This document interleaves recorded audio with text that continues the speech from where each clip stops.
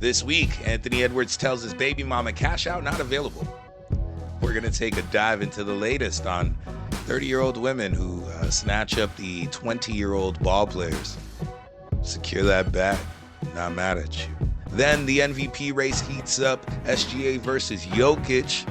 Who is taking the crown as the regular season comes to a close? And of course, this is no cap bets. I got to give you some locks. I'm going to give you 5 teams that you can bet on for the remainder of the NBA season. We're going to talk a little bit of March Madness as well. You see, I got my Florida Gators on. I'm plus. This is No Cap Bets. Let's get it. Football, basketball. This is No Cap Bets with Plus Mo. No lies, no limits, no long talking. This is No Cap Bets.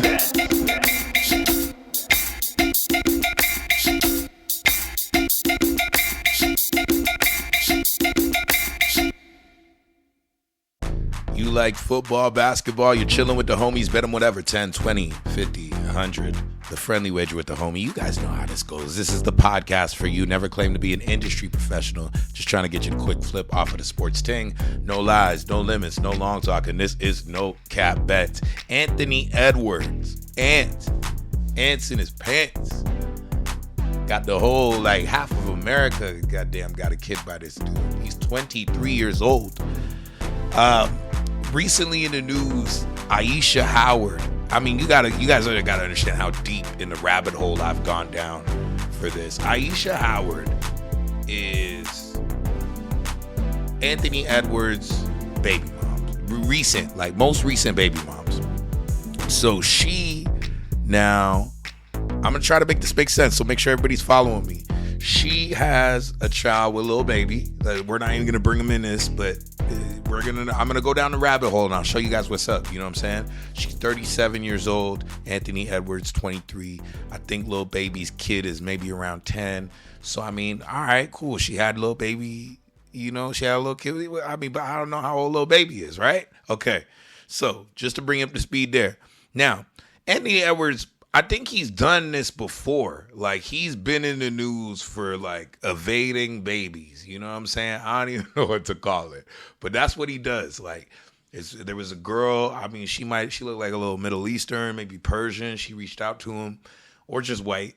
And she was like, yeah, like, I'm pregnant. He was like, yeah, abort that. And he put that, like, D-A-T with the LOL. Like, dude, this dude is a kid. Like, you know what I'm saying? Like, so, he's got a couple babies out there, but this one, like, looks like him, everything. The girl's on the gram with it. She's like, I know you're not about to play me because I am little baby's baby mom. You know what I'm saying? So, like, she knows her way around getting to the bread. Anyway, so she goes to court. She's trying to plea it out with the, all-star, superstar, damn near face of the league. But you see why he can't be the face of the league.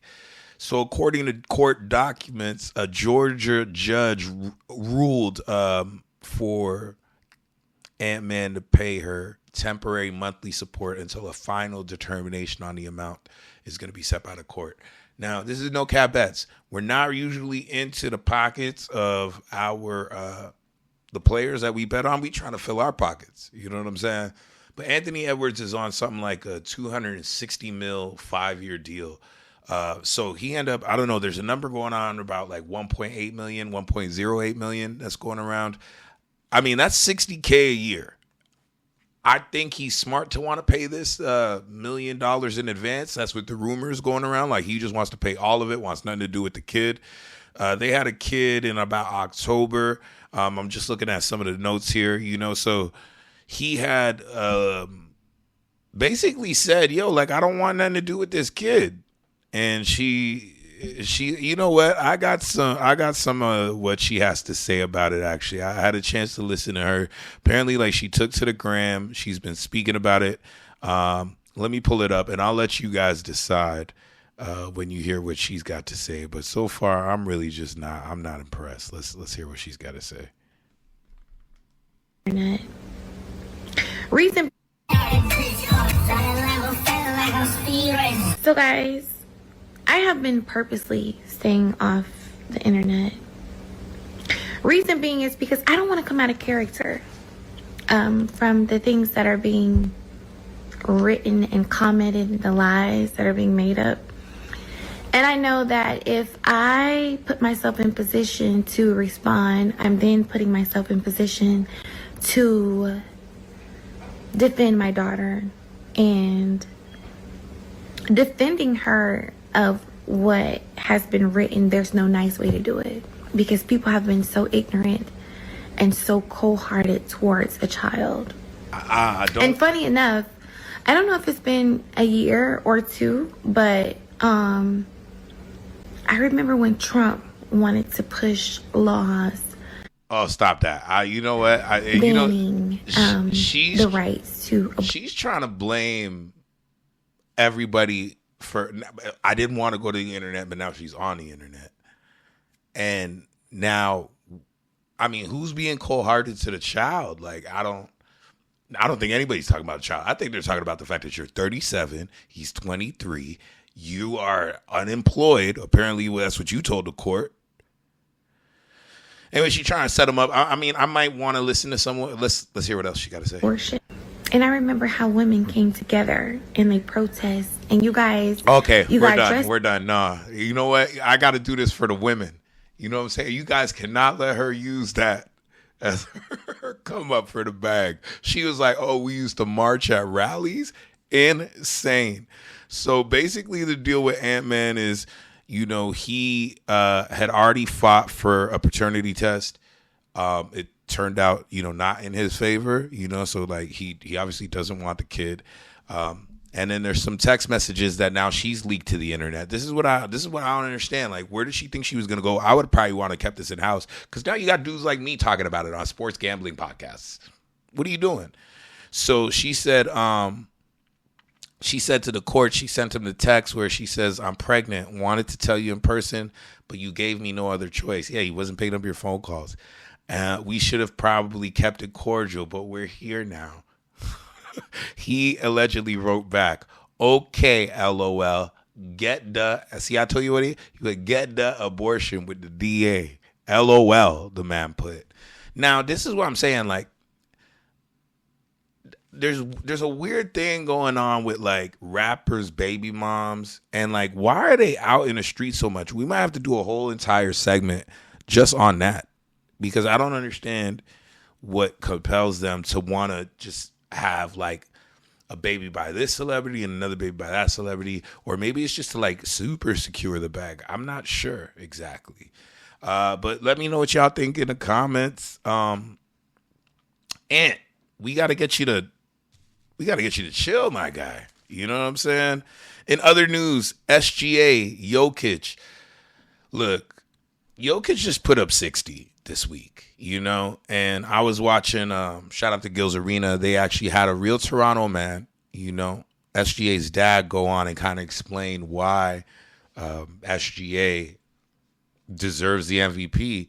And I mean, he got a great point. He brought up a great point. Like, SGA is on the youngest team. It's the second year in a row he got them to the number 1 seed. And he's got just as much or more 30-point games than Michael Jordan, or nobody's ever done it since Michael Jordan.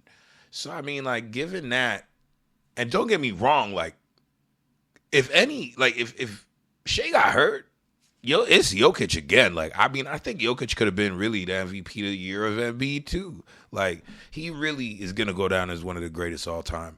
But, I mean, I got to give it to SGA. Obviously, you guys seen what's going on right now. You know what I'm saying? And without any further ado, before we get to these 5 teams, I promised you guys I would talk a little bit of March Madness. So let's go ahead and do it. We're going to lock this one up.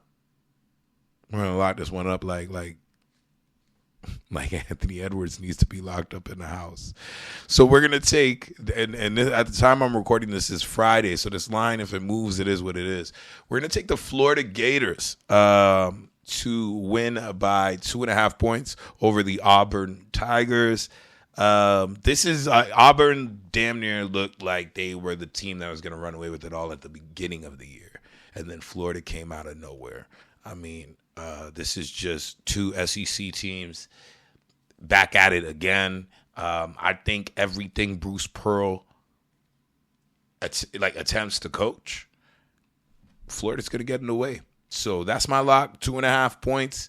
Florida Gators on the way to the natty. And then on the other side, this is just a lean. I'm not locking it in. It is the Houston Cougars, bro. We done with Duke. This is 5.5, so we're just going to take them to cover the points. Not saying Duke's not going to make it to the natty. I'm just saying that that's a lot of points to cover in the Final Four. So that's my take on that.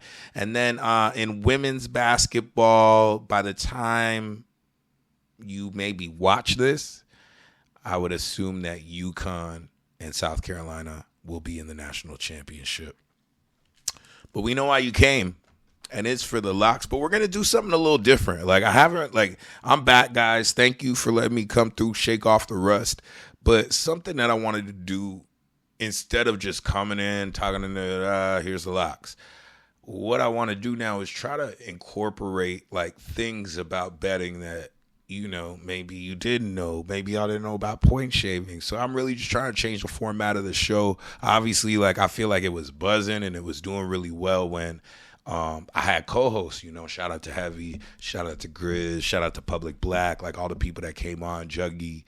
But, it's a little tougher to maneuver on my own. So without any further ado, we're going to introduce this little, I don't know if it's a segment, whatever we're going to call it, but I'm going to give you the 5 teams that you need to rock with before the end of the NBA season. And this is in no particular order. I'm literally just looking at my notes and I'm like, is this 5?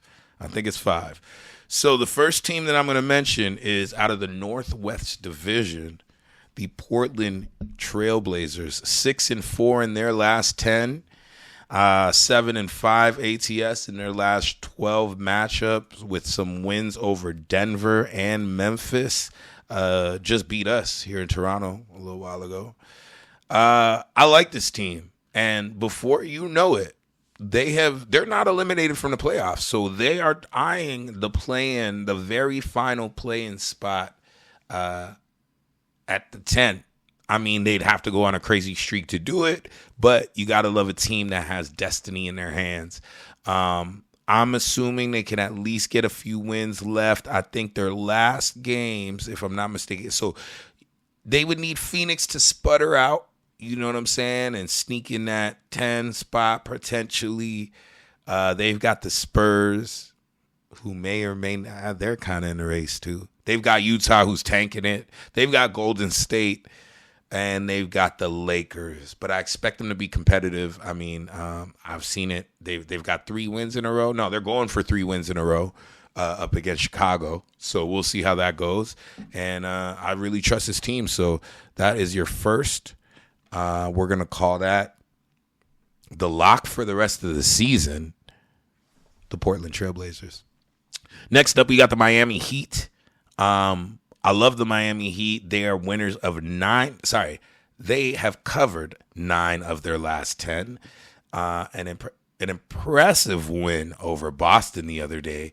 And, I mean, this is another team that could maybe land in the 7th seed, get themselves in good position, snatch it up from Orlando, get themselves in good position for that play-in, right? 3 of their remaining 5 games are at home. They're going to play Milwaukee. They're going to play Philly. They're going to play Chicago, New Orleans, and Washington. If they string together a strong finish, which they can do, there's a chance that they could get this 7th seed from Orlando. 3 out of those 5 games I named are at home, where they are 8th in the league against the spread, covering 55% of the games. Miami Heat. The third team that I think you should cover for the rest of the year has got to be the Memphis Grizzlies. Now, they are in complete disarray. They fired their head coach. I don't know why. I don't even think he knows why. Well, I guess apparently they had a shabby All-Star break. I don't know, post All-Star break record, whatever. That's insane. Why you fire that guy. They have just covered 3 in their last 15 games. They're up against Detroit next at the time of this recording. So there's no imminent danger of Detroit dropping into the play-in spot. So that's a chance at Memphis. Memphis really has to win that game. Then they've got Charlotte They've got a must win against Minnesota, who is basically coming for that 6th seed. They're trying to avoid the play-in, so that's a must win. And then you have Denver. I mean, you just want to better the record. You got Dallas and you got Charlotte. Memphis needs to wrap this one up. They as I said, like, they're a little more interested in finishing the season strong. I see that they got a buzzer beater just this week. So, let's see what Memphis has got to go with. I'll probably say of the 5 that I chose, this one is not necessarily my favorite, but I'm going to ride Memphis just because, I mean, they've got to turn an opposite way and they don't want to end the season like this.